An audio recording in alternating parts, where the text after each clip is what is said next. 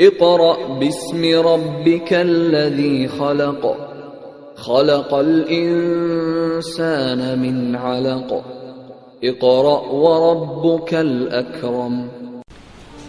مجمع لگائے، چٹائیاں بچھی ہیں، صحابہ کرام بیٹھ گئے تو ایک صحابی بعد میں آئے اور چٹائی پہ جگہ نہیں تھی، وہ نیچے بیٹھے تو حضور علیہ السلام نے اپنے کندھوں سے چادر اتار کے اس کی طرف پھینکی اور فرمایا نیچے نہ بیٹھ، یہ چادر بچھا اور اس پہ بیٹھ جا. اس نے وہ چادر اٹھا کے سینے سے لگائی، چوم کے رونے لگے. عرض کی حضور بھلا میں آپ کی چادر پہ بیٹھوں گا؟ یہ کیا تھا؟ دلوں کو جیتنے کا راستہ. اور آج ہمارے پاس یہ دولت نہیں ہے کہ ہم دوسروں کو دل توڑ تو سکتے ہیں لیکن جوڑ نہیں سکتے اور جیت نہیں سکتے. تو صاحب آج ضرورت اس امر کی ہے کہ ہم دوسروں کے دل جیتنے کی کوشش کریں. احساس بہت بڑی دولت ہے، اگر ختم ہو جائے تو پھر معاشرہ نہیں رہتا. دوسروں کی خوشی کا لحاظ رکھنا، دوسروں کے دل کا لحاظ رکھنا.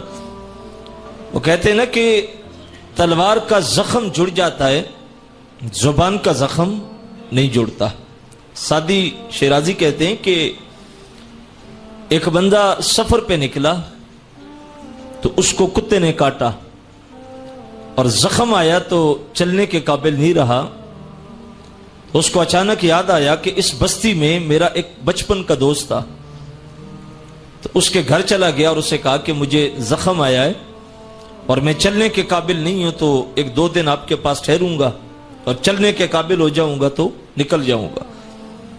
اس نے کہا بسم اللہ، ٹھہرایا اور گھر جا کے اپنی بیوی سے کہا کہ میرا ایک بچپن کا دوست آیا ہے تو آپ اس کے لیے کوئی کھانے پینے کا انتظام کریں. بعض خواتین فطرتاً زبان کی تیز ہوتی ہیں. اس نے کہا کہ آپ بھی ہر کتے بلے کو پکڑ کے گھر لے آتے ہیں اور ہر بندہ ہی آپ کا مہمان ہوتا ہے. اب ساتھ والے کمرے میں مہمان تھا، اس نے یہ بات سن لی لیکن بیچارہ پریشان تھا، چلنے کے قابل نہیں تھا. رات ٹھہرا، دن ٹھہرا، جب تھوڑا سا زخم جوڑا تو اپنے دوست سے اس نے کہا کہ آپ مجھے اجازت دو تاکہ میں اپنے سفر پہ نکلوں. تو اس نے کہا کہ آپ کو جو زخم لگا تھا وہ جڑ گیا ہے. اس نے کہا جو کتے نے لگایا وہ تو جڑ گیا لیکن جو تیری بیوی نے لگایا وہ ابھی تک نہیں جوڑا. یہ ہمیں تعلیم دی گئی کہ ہم زبان استعمال کرتے وقت سوچیں کہ جس کے ساتھ میں بات کر رہا ہوں اس کو تکلیف تو نہیں ہوگی، میری بات کی وجہ سے اس کا دل تو نہیں دکھے گا.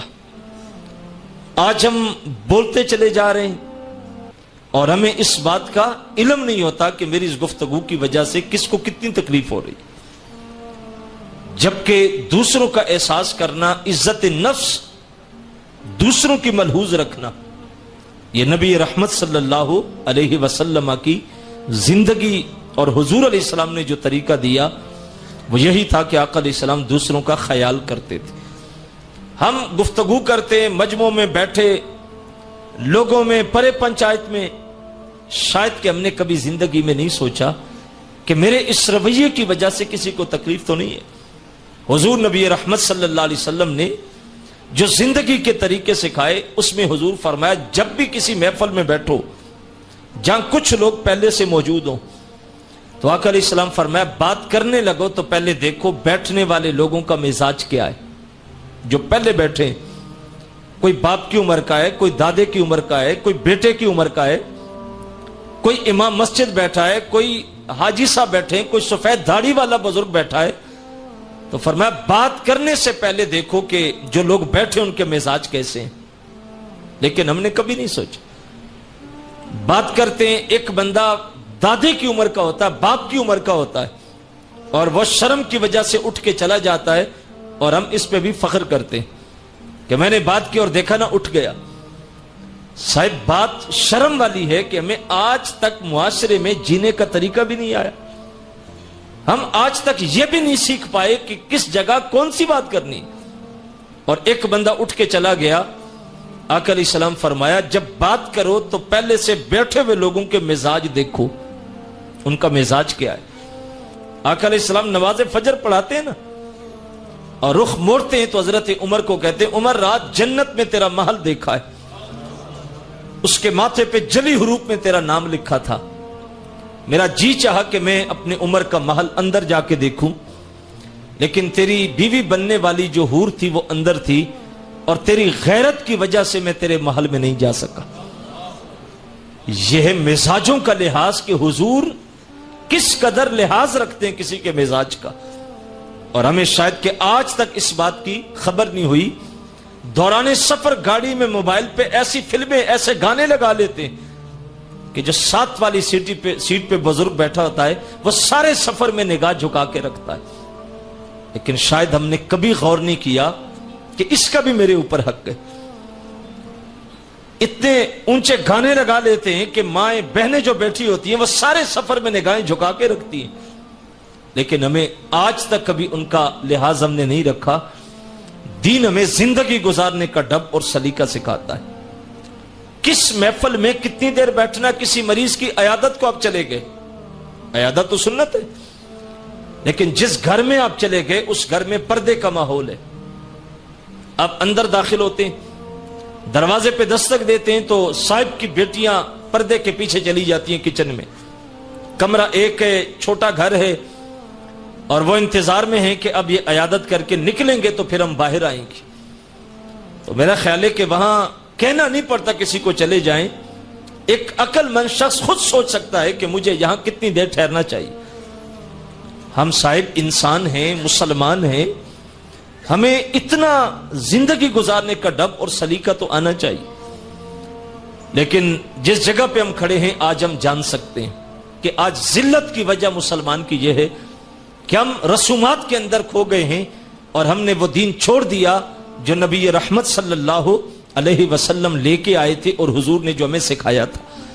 جب کیسر و کسرا کی طرف صحابہ نے سفر شروع کیا اور ان کے تاج قدموں کے نیچے روننے کا وقت آیا تو کسرا کا بادشاہ کہنے لگا میں جنگ نہیں کرتا، آپ صلح کریں، مذاکرات کریں، شرطیں منوائیں۔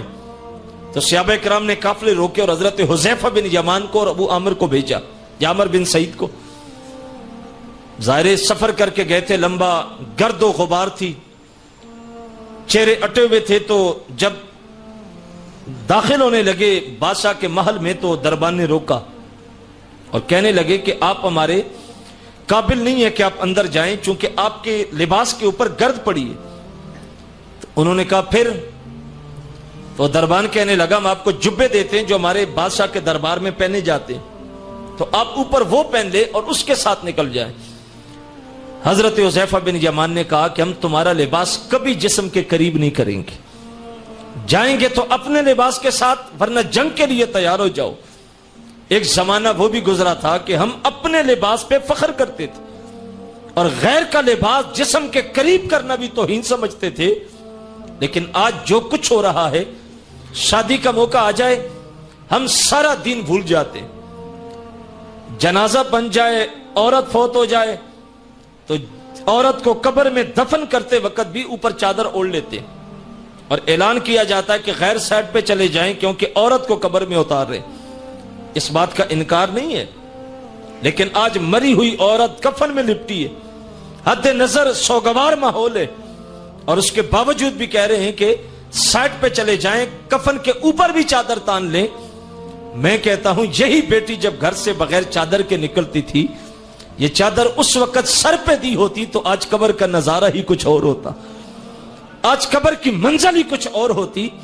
ہم نے دیکھا ہے کہ جہاں باپردہ ماحول ہوتا ہے اور بیٹیاں گھر سے نکلتی ہیں تو گاڑیوں کے پیچھے بھی پردے لگے ہوتے ہیں، شادی کا وقت آتا ہے تو ان کی چادریں بھی اتر جاتی، اس وقت ہم بھول جاتے ہیں، ہم کہتے ہیں اب تو شادی کا موقع ہے خوشی کا۔ اور صاحب غم ہو یا خوشی ہو، مسلمان وہ ہوتا ہے جو محمد عربی کی سنت کو چھوڑتا نہیں، غم آ جائے تب بھی دین کو تھامتا ہے، خوشی کا وقت آ جائے تب بھی دین کو تھامتا ہے۔ انہوں نے کہا تمہارا لباس نہیں پہنیں گے، مجبور ہو گئے، کہا چلو ایسے ہی آ جاؤ۔ اندر گئے، مذاکرات کا دور چلا، جب کھانے کا وقت آیا دسترخوان لگ گئے، لوگ بیٹھے، آپ بھی بیٹھے، تو کھانا کھاتے وقت حضرت حذیفہ بن یمان کے ہاتھ سے لقمہ دسترخوان پہ گرا، آپ نے اسی وقت اس کو اٹھایا اور اٹھا کے منہ میں رکھا۔ جو ساتھ بندہ بیٹھا تھا اس نے ہاتھ کا اشارہ دے کے کہا حذیفہ خیال کر کسرا کا دربار ہے، شاہی دسترخوان پہ ہو اور دسترخوان سے لقمہ اٹھا رہے ہو۔ حضرت حذیفہ بن یمان نے اس کی طرف دیکھا اور دیکھ کے فرمایا کیا کسرا کے بادشاہ کے لیے اپنے رسول کی سنت کو چھوڑ دو؟ دربار ہے تو کیا ہے، مجھے میرے رسول نے یہی طریقہ سکھایا ہے اور میں کھانا ایسا ہی کھاؤں گا جیسے میرے رسول نے مجھے سکھایا۔ لیکن آج جدت پسندی کی لہروں میں ہم بہنے لگے اور آج تو حال یہ ہے کہ بچہ بھی دسترخوان سے لقمہ اٹھائے تو ہم اس کو جھڑک کے کہتے ہیں بیٹا گری ہوئی چیز نہیں اٹھاتے، حالانکہ چیز کو صاف کر کے کھانے کا حکم ہے، اور دسترخوان جو سامنے بچھایا ہے وہ تو بالکل صاف ہے، اس پہ اگر چیز گر گئی اٹھا بھی لی تو کوئی فرق نہیں پڑتا۔ لیکن ہم اپنی نسل کو خود کی سمت لے کے جا رہے ہیں، یہ ہمیں سوچنا چاہیے۔ آج جو حالات ہیں ہمارے، یقیناً جس مقام پہ ہم کھڑے ہم جانتے ہیں، اور جو مسلمانوں کی حالت ہے بہت ساری وجوہات ہیں، لیکن ایک وجہ یہ بھی ہے کہ ہم نے اس دین کے ساتھ وفا نہیں کی جو حضور نبی رحمت صلی اللہ علیہ وسلم نے ہمیں دیا تھا۔ تو آج ضرورت اس امر کی ہے کہ ہم خود بھی اس دین کی طرف جائیں اور اپنی نسلوں کو بھی اس دین کی طرف لے کے جائیں۔